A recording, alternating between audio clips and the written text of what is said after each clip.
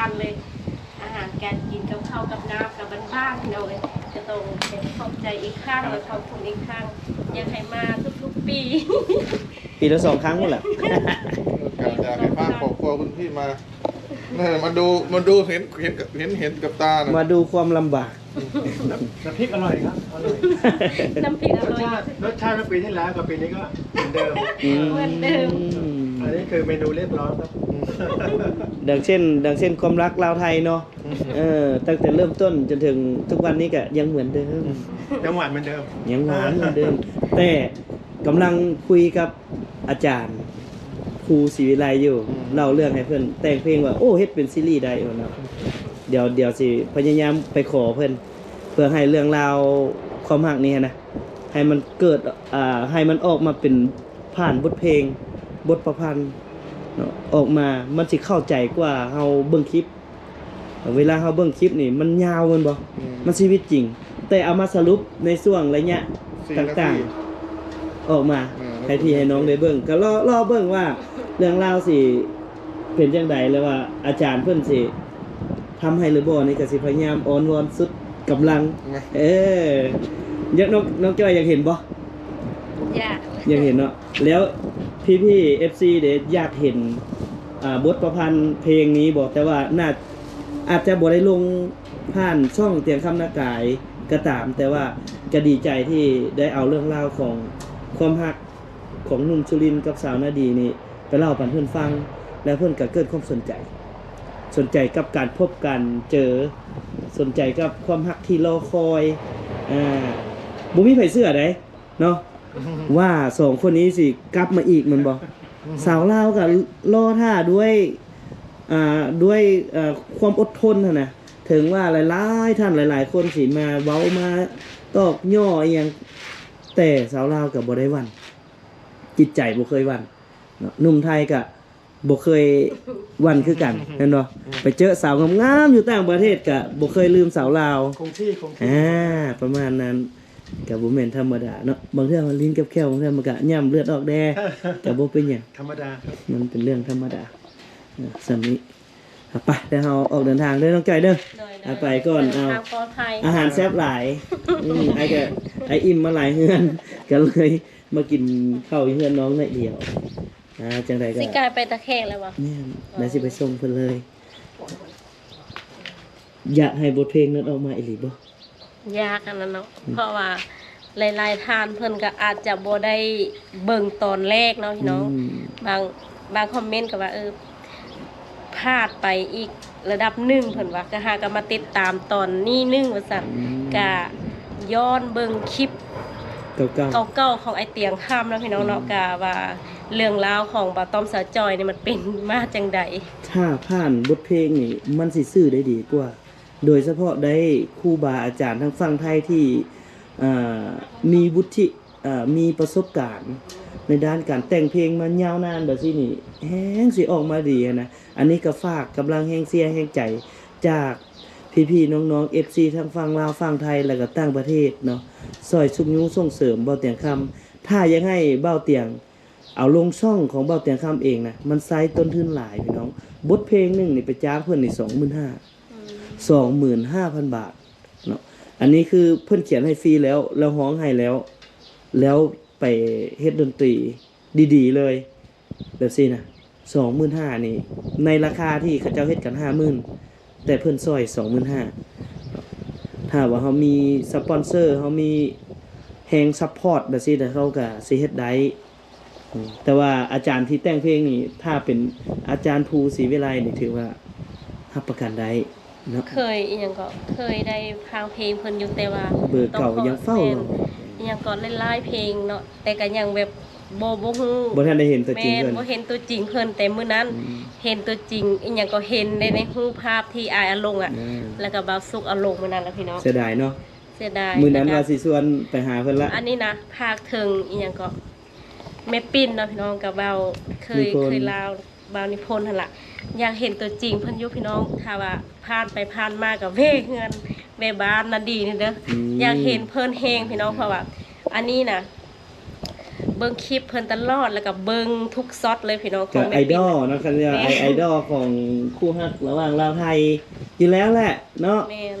หวังว่าหลายๆก็เชื่อว่าหลายๆท่านที่มีความฮักระหว่างลาวไทยนี่ ส่วนหนึ่งคือเกิดจากเบานิพนธ์คำตะกร้านำเสนอเรื่องราวความฮักสองแผ่นดินบทเพลงของเพิ่นก็มีแล้วเนาะบัดนี้ถ้าเบิ่งว่าสิขอความกรุณาจากอาจารย์ภูศรีวิไลเนาะก็ขอบพระคุณก่อนแหละบ่ทันได้แต่งแต่ขอบพระคุณก่อน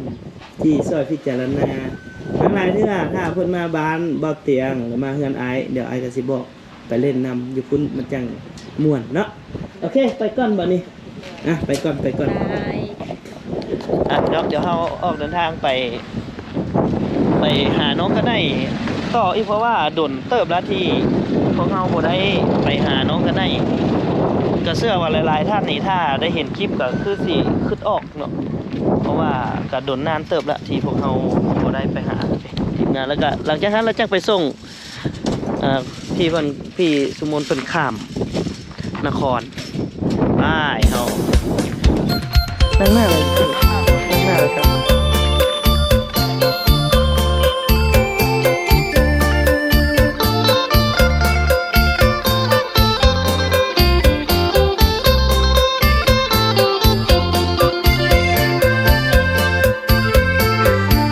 ได้พบนวลนางสาวบ้านโศกางผู้งามโซภายามเมื่อวายได้มาพบแก้วตาน้องงามเป็นหนึ่งเมื่อได้มาเห็นหัวใจเต้นจนโตกระเด็น มาพอดีถือฝนเนาะ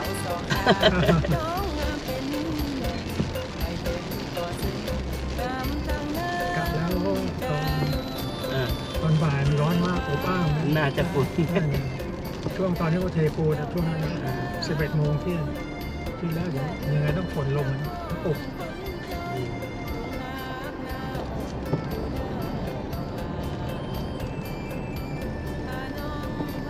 ตู้เดี๋ยวตอนนี้กำลังเดินทางไป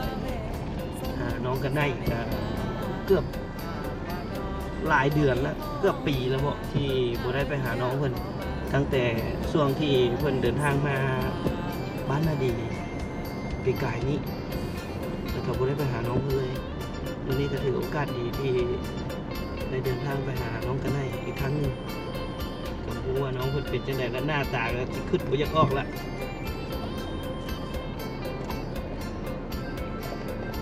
ผ่านเลย สวยสวยสวย มันก็โตขึ้นเลยนะ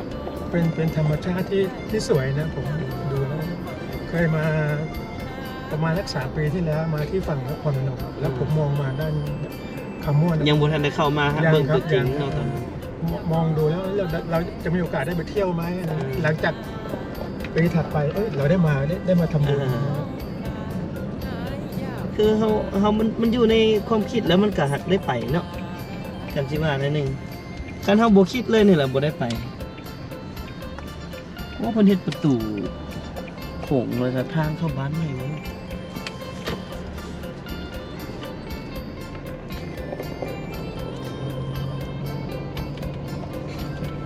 คนอยู่สวรรค์ในเขตกับจำปาสักนี่มาเบิ่งแปลกใจนะเขาบ้านเขาเจ้าบ่มีเด้ มันมีแต่ภูเขาดิน แต่บ่มีอันภูเขาหินปูนแบบนี้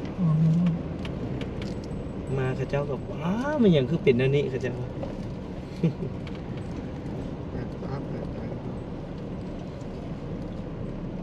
เจ้าฮู้บ่เฮือนอยู่ทางในฮะบ่ตอม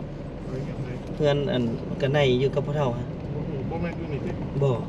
บ่แม่น ช่วงหนึงเขาไปอยู่ในแล้ว ไปไหนไปแค่นี้ ถามเอาเนาะคุณพี่เคยเห็นภาพแบบนี้เคยเห็นบ่ ไม่ แบบ เคย ถนนแบบนี้ อ๋อถ้าสมัยเด็ก อืม ๆที่ทางบ้านย่าๆเนี่ยก็จะเป็นลักษณะนี้ประมาณสัก40 กว่าปีเคยได้ใช้อยู่ครับ เคยได้แบบขับ ถือว่าเกิดดนสมควรจังได้เห็น ได้เห็นครับ ถ้าว่าเด็กยุคใหม่ๆนี่บ่ได้เห็นแล้ว ครับ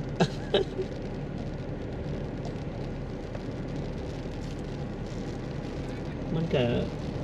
ได้กินอายอีกแบบหนึงเนาะ เออ คืออดีตที่ยังคงอยู่อะนะถ้าว่าพี่น้องทางฝั่งไทยมาเที่ยวลาวนี่ก็คือ มาย้อนอดีตที่ยังมีอยู่อะนะ ถ้า บุกปลูกงอก ถ้าไปบ้านบ่อเตียงนี่ข้ามเรือไปอะยังลงมาอาบน้ำอยู่แคมน้ำห้วยเลย อ๋อ ทางนั้นแห้งคักคือย้อนอดีตมาแบบไกลเลยแหละ ถ้าว่าพี่น้องทั้งกรุงเทพมาเที่ยวไปสินะ อันนี้ก็ได้บรรยากาศได้บรรยากาศได้ธรรมชาติที่ยังสมบูรณ์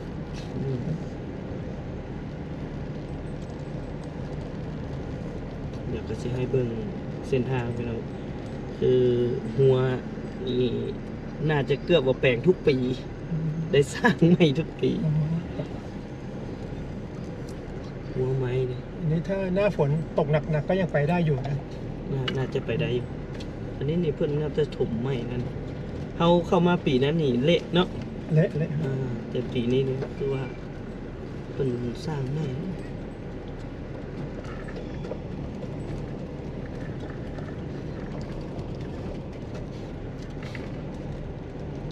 คืออยู่แถวนี้นี่ พื้นที่ถ้าไล่เสลียตัวหัวคนนี่ มันยังหลายอยู่เลยถ้าเทียบใส่ภาษากร ครับ พื้นที่กับภาษากร นี่แม่นบ่หลังคาบนเฮาเอามาให้มันบ่ ใช่ใช่ เดี๋ยวชมผลงานหน่อยหนึงก่อนพี่น้อง เขาก็ได้งบมาเปลี่ยน อันนี้คือเปลี่ยนไปแล้วล่ะ อืมโรงเรียนนี่แหละพี่น้องก็ได้สิมาเรียนเดี๋ยวถามก่อนนะอ๋อหมกม่วง มา อาจารย์ได้อาจารย์ สบายดีโอ้หมกม่วงนี่คักเทดอกอันนี้เสือยากกันยื้อเอาเลยอ่ะพี่น้องอ่ะ ถามถามแน่นกันไหนอยู่น้ำพระเท่าอ่ะอยู่หลังไหน เข้าพุ่นแหละ ในพุ่นบ่ หลังสุดท้ายเนี่ยหลังสุดท้ายเลยอ๋อมะม่วงอย่างว่านี่ฮะม่วงสอแม่นบ่อ๋อถ้ามันสุกเอาทุ่งยางมาห่อไว้เด้อแมงจังบ่กัดจังนั้นมันเป็นแมงเอาทุ่งยางมัดไว้เป็นพวงอ่ะแค่ใดนี่ฮะเนาะแล้วหน่วยมันสิงามเอาไปก่อนเด้ออย่าเด้ออยู่ด้านในเดี๋ยวเข้าไปเบิ่งต่อให้ดูบ้านนี่ก็หาก็เข้ามา2 เทื่อนี่แหละ อืม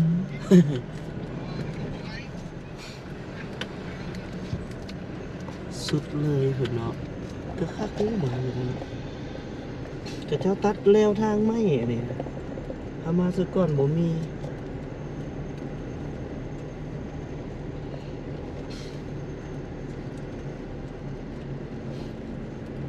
พื้นที่ตัวนี้บ้านนี้สิกว้างกว่าพื้นที่บ้านอดีตเนาะบ่ตอมพื้น หลาย ที่ กว่าไงกว่าน้ำ ใหญ่กว่า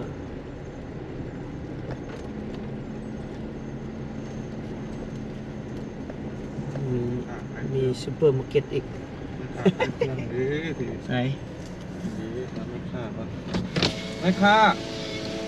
แม่ค้าขายเครื่องจะไหนแม่ค้าแม่ค้าขายเครื่องแบบไหน ใส่เฮือนกันไหนอยู่ใส่ฮะเฮือนกันไหนอยู่ใส่ ก็ได้ หลังไหน หลังไหนหลังไหน แม่ก็ได้จ้ะ ใส่ ใช่ หน้านี่อ่ะแม่หน้า หลังเขียว เขาพูดน้อยๆมันบอก ตัวนี้เนี่ย หลังเขียวเขาบอก นั่นแหละกระเบื้องสีเขียวค่ะ กระเบื้องสีเขียวครับใช่ขอบ ไฟ ขอบใจหลายๆเนี่ยออดอยู่ไสกันไหนอยู่เฮือนหลังไหนไสเพื่อนพ่อเฒ่าเพิ่นบ่อยู่จักคนน่ะน่ะไปละกันไหนเอ้ย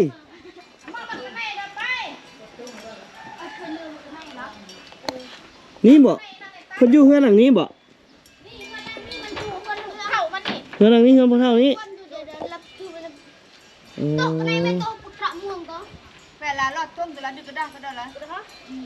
เอิ้นดูฮะไปขุดหยังก็ น้อยตามภาษาเนี่ย บ่ค่อยอยู่เนาะ มันบ่ได้อยู่เฮือนเลยมีแต่ไปกับไป ไปหากิน จักไปหาไป ไปลิ้นไปหากิน เตะ เนาะ ตะกะเตนตะกะตอนตะกองเจิงกันเนี่ย เออ ตา แต่ว่าตอนเพิ่นอยู่บ้านน่ะดีเพิ่นก็บ่ได้อยู่เฮือนเลยพี่น้อง มันบ่ได้อยู่นี่ก็จะกลับไปบานาดีมันมาก็ไปแล้ว โอ้เอื้อยเพิ่นยังบ่ทันได้ ตา มา ตาอยู่ไปไหน ใส่นั่นบ่ เด็กกันไหนชื่อมันนี่เลยบักตา บักตา เขาเอิ้นบักกันไหน เออแนวจ้อยๆเนาะ คนหด9 ปีเลยหั่นฮอด10เลย หักยังน้อยเนาะสายใหญ่ซำใดแล้วมาเบิ่งดูว้ายชื่อได้อยู่บ่เฮ้ยชื่อได้อยู่บ่ชื่อได้อยู่บ่บ่ชื่อแล้วว้าบ่ชื่อบ่เตียงชื่อบ่เตียงชื่อแล้วบ่เตียงคำฮะชื่อแล้วบ่นี่เฮ็ดได้จังชื่อเอาค่อยเจ้าเจอค่อยอยู่ไสฮะเจอตัวเดินแล้วยังเฮียนอยู่บ่เฮียนป .5 แล้วได้ที่เท่าไหร่บ่ทันสิงซ้ำอยู่กับไผแด้อยู่ดิฮะอยู่กับน้าสาวโอ้อยู่จักคนฮะ7 คน7 คนอยู่เฮือนเท่าไหร่โอ้บ่อยากเมื่ออยู่บ้านน่ะดีบ่ฮะบ่ฮู้อยู่ใส่ก็ได้ไปขุดหยังนี่ฮะมาหา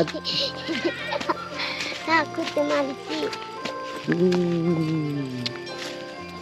อยู่หลังใดก็เฮือนเพิ่นอยู่หลังนี้อยู่น้ำหลานเจ้าอันนี้พ่อเฒ่าเนาะไว้พี่มาอยู่น้ำพ่อเฒ่ากันหน่อยนึงอ๋ออันนี้เราพ่อเฒ่าอยู่จักคนนี่พ่ออยู่เพื่ออะไรนี่ อยู่นี่เรียกเขาอยู่ลูกเลยลูกคนนี้ แต่ เขากินข้าวน้ำเดียวนี่ พ่อเฒ่าเราอยู่เพื่อนหลังนั้นผู้เดียวแล้วเอากันไหนนี่มาอยู่น้ำ กินพร้อมเดียวนะกินบนเดียวกินข้าวอยู่น้ำนี่อยู่น้ำปลาเช้า กันไหนนี่มาอยู่แต่ก่อนอยู่น่าดีพี่น้องบัดนี้แหละอยู่น้ำเอื้อยบัดนี้แหละเอื้อยไปเฮ็ดเวียกอยู่ไทยเนาะเอื้อยไปเฮ็ดเวียกอยู่ไทยนำไอ้เขยแล้วก็ย้ายมาอยู่บ้านนาตุงอยู่กับพ่อเฒ่าบัดนี้แหละพ่อเฒ่านี่อยู่เฮือนหลังนั้นแหละคนเดียวเนาะเราก็น่าอยู่แต่ว่ากินข้าวน้ำกันจักเฮือนกินน้ำกัน เพื่อนนี่ก็กินนับกัน7 คน 7 คนกินเอาเหลือนี่เนาะมีแต่ผู้ใหญ่อะไรเป็นไง3 4ผู้หญิงน่ะผู้เดียวมีแต่น้าสาวการผู้ชายหมดนั่นก็ลานตัวนั้นก็ผู้ชาย โดนแล้วบ่ได้มาหากันไหนจนบ่ชื่อละ ถามชื่อไอ้อย่าบอกบ่ชื่อแล้วแม่นบอกกันไหนชื่อแล้วบ่บัดนี้ว่าจักเอาส่งเอาเสื้อเอาเกิบเอาไอ้ปึ้มเอาหยังไปให้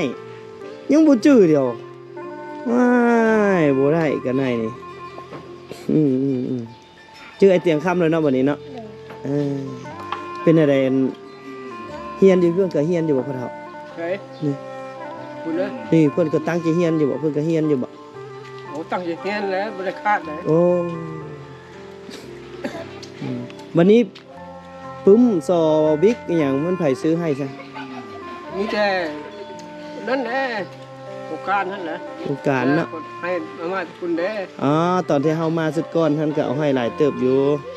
เครื่องนุ่งก็ยังได้นุ่งอยู่เนาะ นุ่ง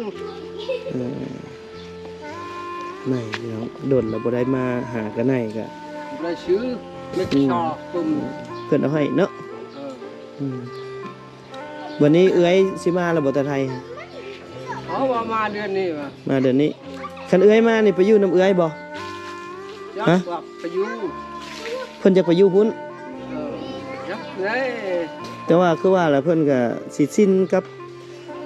กับวิถีชีวิตทางพุ่นหลายกว่าเนาะ ราะว่าอยู่พุ่นแต่น้อยเด้ เคยอยู่กับคุณเลย อืมเคยอยู่พุ่นแต่น้อย ติดเอื้อยอยู่คุณแล้ว อืมมาหากันไหนนี่ก็โอ้ตั้งใจเฮียนอยู่เนาะเฮ้ยเนาะอ๋อกำมันไปหากินคือเก่าอยู่บ่บ่พ่อเฒ่า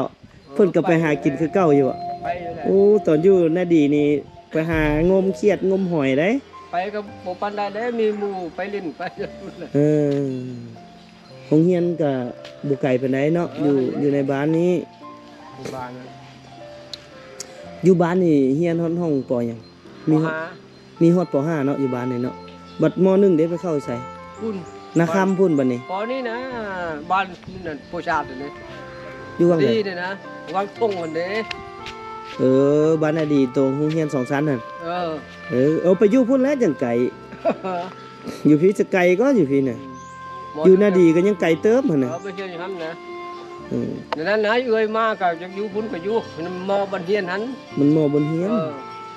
โอ้หมอก็ไก่เติบแล้วแต่หันออกไปหันก็ โอ้ มี กับ มุงลักพุ่นแหล้วเนาะ บ่ฮอดดอก บ่ฮอดลักเนาะ แต่ว่าอยู่พี่ไปนี่ติมันไก่อีหลี เออ ไก่เท่าไดไปน้ำไผอีกบัดนี้เอา ยันรถยันล่าง อย่าหลุดรางแห่งเส้นทางนี้เพิ่นแห่งไก่ พุ่น รถใหญ่กันหลายอืมเอาเดี๋ยวมา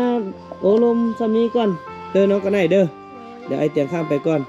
ชื่อได้เด้อวันนี้เด้อชื่อไอเตียงเด้อวันนี้เด้อเด้อพวกเราเด้อไปก่อนเด้อตั้งแรนมาเยี่ยมยามเพิ่นนี่แหละไปก่อนเดี๋ยวโอเคอ่ะโอนถ้าคุณหนูบ๊ายบายเป็นบ่ทางเทิงบ๊ายบายเก่งหลายมาเยี่ยมยามน้องกันได้นิดนึงพี่น้องอันนี้ก็จุดบ้านนาตุ่งในพี่น้องนี่คือบ้านนาตุ่งในแต่เดินแล้วที่บัตรคำอะไรเข้ามาทางนี้ก็บรรยากาศดีวิวทิวทัศน์ธรรมชาติดีหลายเนาะอาชีพหลักๆของพวกเพื่อนอยู่แถวนี้นี่ก็สิแม่นเฮ็ดนาส่วนใหญ่ก็สิแม่นเฮ็ดนาแล้วก็เลี้ยงสัตว์เนาะสัตว์ที่เพิ่นเลี้ยงส่วนใหญ่เลยก็จะเป็นตัวงัวตัวควายนี่บ่ค่อยเห็นส่วนใหญ่เห็นตัวงัวเห็นแต่ตัวงัวเตรียมไปเซยน่ะไปหน้าตกกาแล้วบ่ตกแล้วยังดินหลายอยู่ดินบ้านนี่เนาะดินบ้านนี่กว้างแฮงกว้างอีหลีดินบ้านนี่ยังจะจ้อยคือเก่า ยังจะจ้อยคือเก่าเลยกันไหนโอ้อันนี้เนี่ยเป็นเซเว่นเนาะนี่เนาะเซเว่นนาตุงเซเว่นนาตุงกันนี่โอ้เซเว่นนาตุงโอ้มีบ่ต้อมมีกาแฟอีกแล้วบ่ต้อมเอ้ยกับมีอันคาปูชิโน่บ่นี่ ก็จะเป็นร้านค้าน้อยๆแบบนี้เนาะพี่น้องเนาะส่วนใหญ่แล้วอยู่ในเขตชนบทเนี่ยก็สิมีอยู่ประมาณ 2-3 ร้านประมาณนั่นแหละเครื่องที่เพื่อนมาขายก็เพื่อรับใช้ในภายในหมู่บ้านของเพื่อนเองนี่อันนี้ก็จะเป็นข้าวต้มขนมไว้ยั่วเด็กน้อยนี่ตามกำลังที่เพื่อนมีตามกำลังที่เพื่อนมีบ้านนาตุงครับว่าบรรยากาศดีพวกนี้นี่ก็ตัวเป็นบ่อนพักใจคักแน่เลยได้นี่โคโค่บอกแม่เลยเนาะโคโค่เนาะนี่อันนี้เราเพิ่นว่าห่มโพห่มใส่ฮะอันนี้แหละมาหาบ่ต้อมรู้ชื่ออยู่บ่ต้อมฮะกันไหนชื่อบ่ชื่อแล้วถามว่าชื่อบ่เสียบ่ฮู้บ่ชื่อแล้วโอ้ยชื่อในบ่นี่เพิ่นเคยซอยหาคนไปซอยเหลืออยู่ตลอดก็บ่มาทักทายเลยมาทักทายบ่ต้อมได้แม่ไอ้แม่ไปนบสบายดีเพิ่นได้แม่โอ้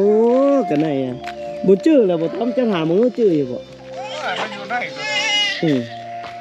บ่กลับไปอยู่หน้าดีบ่โอ้คันบ่ไปอยู่หน้าดีก็ไกลโรงเรียนแล้วม.1ได้เข้าอยู่พุ่นอยู่พี่บ่มีโรงเรียนเลย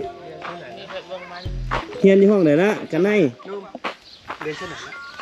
ปไหนปไหนปสี่ ปสี่ หากับปซี่บ่ เราต้องไปเรียนมอนหนึ่งอยู่พุ่นได้บ่เนี่ย คน10 ปี ร้านเนี่ยไอ้โล พ่อบ่มีแม่ใครเป็นมึงใครไม่ พ่อแม่เสียแล้วล่ะ ไอ้นั่นชื่อ ก็ใส่อยู่นำผู้นั้นอยู่นำผู้นี้ไปเนาะ จังชามันไง สงสารใหญ่แต่ว่าอยู่พุ่นตอนอยู่น้ำเอื้อยน่ะหูความแฮงอีหลีเด้จักไปหาอยู่หากินจักอีหยังเป็นเบิดตรงนี้ พี่แล้วมีเอื้อ มีฮอด นะชาวมัน อันนี้ยังว่าไอ้น้องทางแม่แท้ นั่นแหละ ๆอันนั้นเอื้อยคนละแม่ แม่ อืม มันคือเรื่องนะ บ้านนี่แล้วบ้านบุ้งนี่เอื้อนั่งเรื่องกระซ่ามันเนาะ อยู่ปีเสยโยแนวแม่ผู้นี้ล่ะเป็นอันน่ะลูกกกแม่นบ่ลูกกกของบ่เฒ่าเป็นเอื้อยหมู่เบิดอยู่นี่หลังจากที่แม่องค์นี้เสียแล้วเราไปเอาอันเมียใหม่เนาะเราไปอยู่ในดีฮั่นชีวิตเจ้านี่ก็บ่ธรรมดาเนาะกันไหนเนาะสู้ตั้งแต่น้อยเลยตอนแม่เพิ่นเสียนี่หมอนี่อายุจักปีน้อยๆนึงบ่แม่นธรรมดา บอกแล้วไปอยู่กับบ่าวต้องสาวจอยสิทรงเรียนกินดีอยู่แซ่บ ถือว่าใหญ่นี่ใหญ่น้ำบ้านน้ำเมืองอันที่ว่าหนึ่งเนาะใหญ่น้ำบ้านน้ำเมืองใหญ่กับธรรมชาติก็เบิ่งคนน่ะเขาเจ้าเบิ่งคลิปเขาเจ้าก็อีดูสงสารองค์อยู่เอาไปถ่ายทอดเรื่องราวองค์กับคนจ้อยๆน้อยๆค่ำมาตอนเช้าล้างถ้วยนึ่งข้าว บอกอยู่เนาะตอนนั้นว่า ไปอยู่ในบ่ต้มเลยก็แล้ว มาอยู่ในคอยสิทรงเรียนสิซื้อรถจักรให้ก็กินแต่ก็กินได้อยู่เฮียนข่อยอยู่น่ะเนาะ ตอนอยู่นาดีก็มีแต่มาซอยเวียกบ่ต้มแล้ว มาอยู่น้ำบ่ต้มแล้วก็แล้ว เงินก็ได้เสื้อผ้าก็ได้ พอดยามไปลงตู้ก็ไป เป็นคอนวอยก็ว่าทางพี่สาวเพิ่นน่ะว่าบ่คือว่าซั่นแล้วสิหาว่าเลี้ยงน้องเลี้ยงหยังบ่ม่อมต้องให้คนอื่นเลี้ยง โอ้ย จังซี่ ก็บ่ถึงขั้นนั้นดอกคนเฮาพออยู่บ่ถึงขั้นว่าไผสิเว้าว่าเลี้ยงบ่คุ้มบ่กินอีหยังดอกอยู่บอนใดที่เพิ่นซอยเฮาได้ก็อยู่มันก็อยู่น้ำบ้านหั่น ไม่อีแต่เจ๊ฮะไม่อีแต่เจ๊อีบ้า แต่ลูกค่อยไปอยู่น้ำพ่อเฒ่าอยู่น้ำมันนั้นค่อยก็ยังให้ไปอยู่เด้บ่ซันค่อยก็เลี้ยงลูกบ่กุ้มเว้ยคันคิดนึงแม่นแล้วว่ะมาอยู่น้ำบ่ต้อมแล้วก็แล้วเฮียนเอาน้ำบ่ต้อมนี่เฮียนเปิดตู้น้ำเราหาเงินสบายงานมือหนึ่ง4-5 งานหัวมือหนึ่งงานเมา เปิดฟรีก็มีใน4 งานนั่นอยู่ใครนะน้องอยู่ไหน มาอยู่น้ำพุทองน